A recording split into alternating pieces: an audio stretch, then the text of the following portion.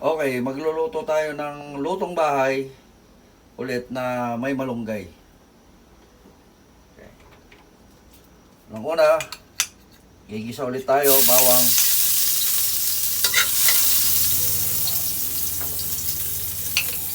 sibuyas,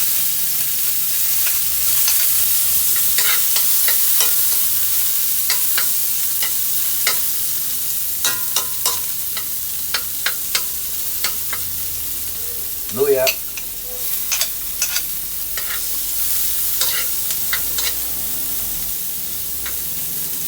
kamatis,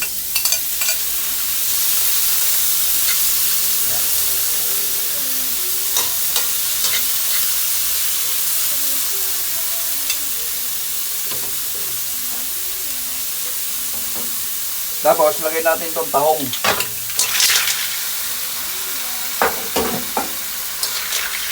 Haluin natin.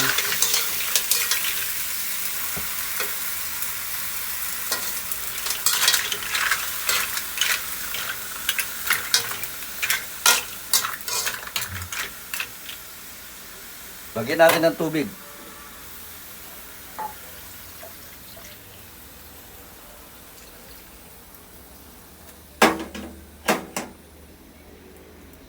Lagyan natin ng patis. Konti lang kasi yung tahong may alat na yan. Lalo na pagka fresh.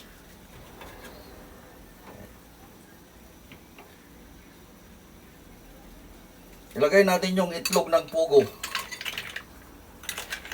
So magandang kombinasyon na yan. Tahong at itlog. Ilagay natin tong green-minded na daon ng sili.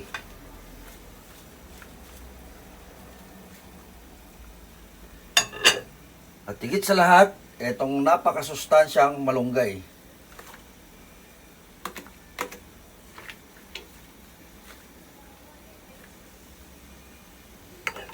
Takpan muna natin. Ito mga 5 minutes. Depende sa lakas ng apoy. Luto na yan. Cut mo muna. Okay. Ito na yung finished product. Luto na. Ginisang tahong, itlog with malunggay. Ito po, napakasimple lang na ito pero napakasustansya. Kung di nyo nalalaman, yung itlog ng pugo na yan, mas masustansya pa kaysa dun sa malaking itlog ng manok. So, that's it for today. Have a nice day.